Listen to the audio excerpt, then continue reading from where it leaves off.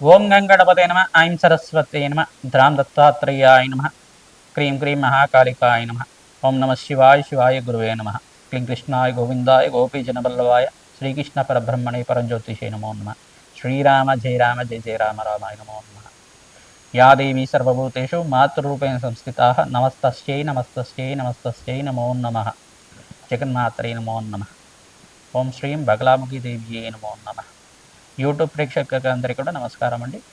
నేను పాలపర్తి గురునాథ శర్మ జ్యోతిషం వాస్తు సిద్ధాంతిని. మీకంతా కూడా ఈ యొక్క ఖగోళ శాస్త్రంలో గ్రహాల యొక్క స్థితిగతి కలయిక వాటి ప్రభావం అంతా కూడా మానవాళి మీద మేషాది ద్వాదశ రాశుల మీద ఎటువంటి ప్రభావం అంతా కూడా చూపిస్తుంది.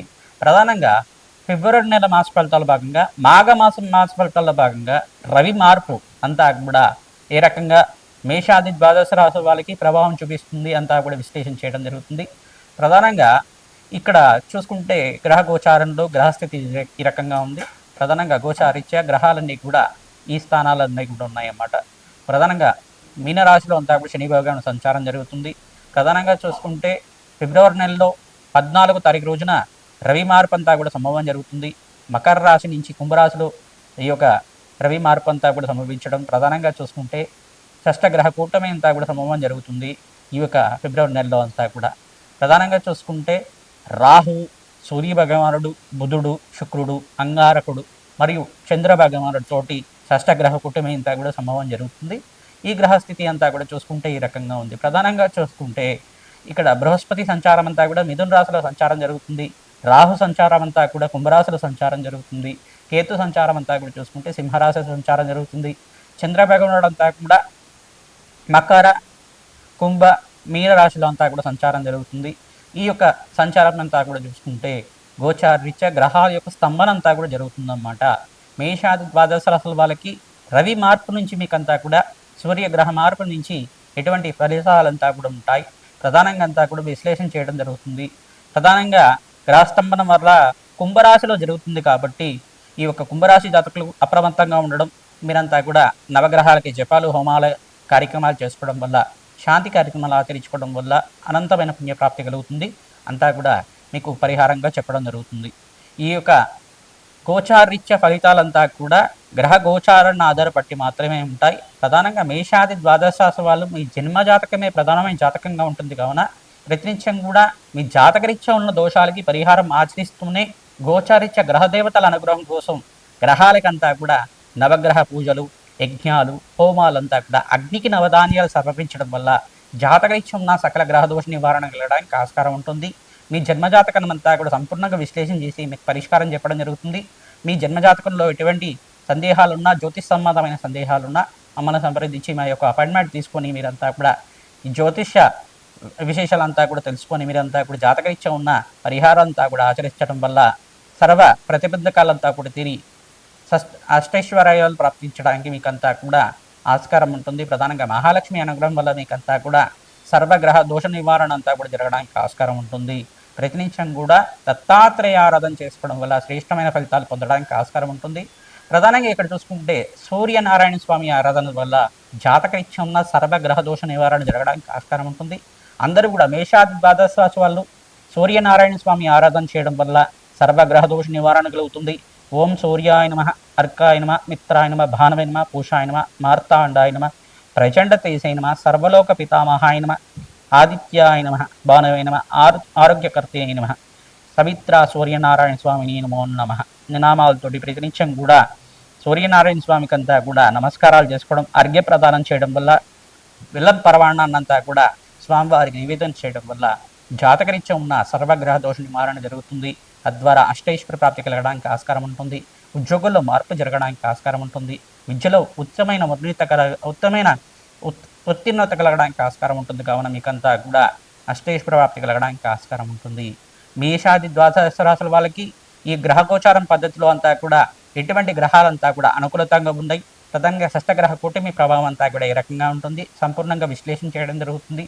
మీరంతా కూడా పరిష్కారం ఆచరించండి. తద్వారా మీకంతా కూడా ఆనందమైన జీవితం జీవించడానికి ఆస్కారం ఉంటుంది.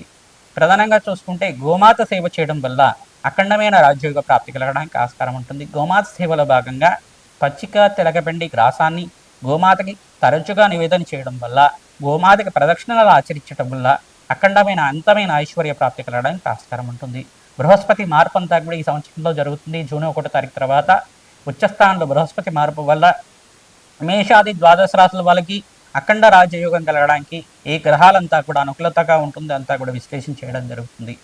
కుంభరాశి జాతకులకి ఫిబ్రవరి నెల మాస ఫలితాల భాగంగా గోచారిత్య రవి మార్పు అంతా కూడా రాశిలో సంభవిస్తుంది. కుంభరాశిలో ప్రధానంగా ఫిబ్రవరి 14 తారీఖు రోజున రవి సంక్రమణం అంతా కూడా జరుగుతుంది. ప్రధానంగా చూసుకుంటే ఇక్కడ సూర్య భగవానుడు, రాహు, బుధుడు, శుక్రుడు, అంగారకుడు, చంద్రుడితో పాటు కలియిక, షష్టగ్రహ కూటమి, ఈ యొక్క గ్రహాల యొక్క సంయోగం, గ్రహాల యొక్క స్తంభన అనేది కొన్ని రోజుల వరకు ప్రభావం ఉంటుంది.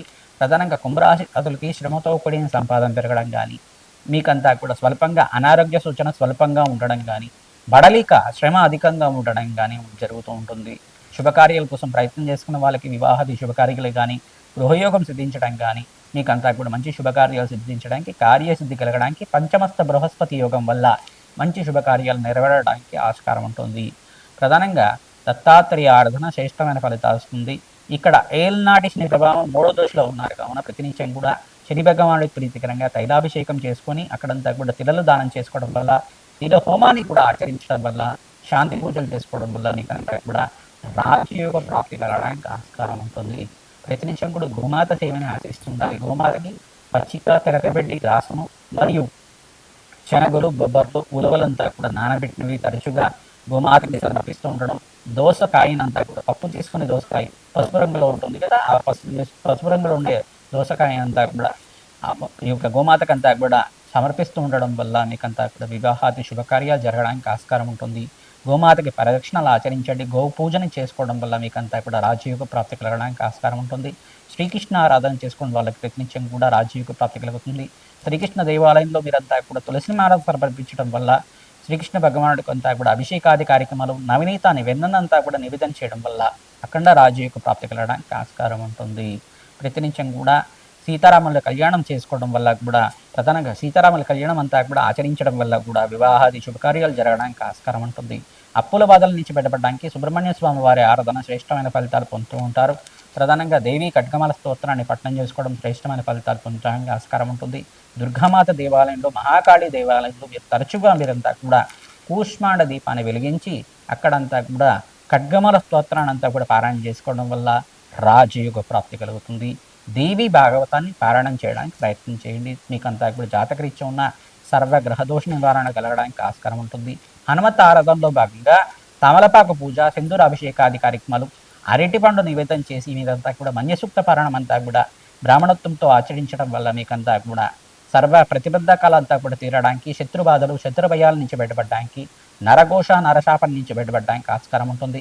ఆర్థిక రుణబాధల నుంచి బయటపడడానికి, అప్పుల బాధల నుంచి బయటపడడానికి ఆస్కారం ఉంటుంది. ఇక్కడ జపము, దానాది కార్యక్రమాల్లో భాగంగా ఇక్కడ 3 గ్రహాలు యొక్కరంగా ఉన్నాయి. మిగతా గ్రహాలు స్వల్పంగా కొంచెం బలహీనంగా ఉన్నాయి కావున అంగారకుడికి, సూర్య భగవానుడికి, రాహువుకి మరియు ఇక్కడ చూసుకుంటే శుక్రుడికి అంతా కూడా జపము, హోమాది కార్యక్రమాలు ఆచరించుకోవడం వల్ల సర్వగ్రహదోష నివారణ కలగడానికి ఆస్కారం ఉంటుంది. అగ్నికి నవధాన్యాలు తరచుగా సమర్పిస్తూ ఉండాలి. తద్వారా మీకంతా కూడా సకల గ్రహదోష నివారణ కలగడానికి ఆస్కారం ఉంటుంది. ప్రధానంగా చూసుకుంటే నవగ్రహాలకి అభిషేకాది కార్యక్రమాలు చేసుకోవడం శ్రేష్టమైన ఫలితాలు పొందడానికి ఆస్కారం ఉంటుంది. రామాయణంలో మీరంతా కూడా బాలకాండాన్ని పారాయణం చేయించడం వల్ల అఖండ రాజయోగ ప్రాప్తి కలగడానికి ఆస్కారం ఉంటుంది. మహాలక్ష్మీదేవి యొక్క చరిత్రని పారాయణం చేసుకోవడం వల్ల ధనాదాయం పెరుగుతుంది. సంఘంలో గౌరవం పెరగడానికి ఆస్కారం ఉంటుంది.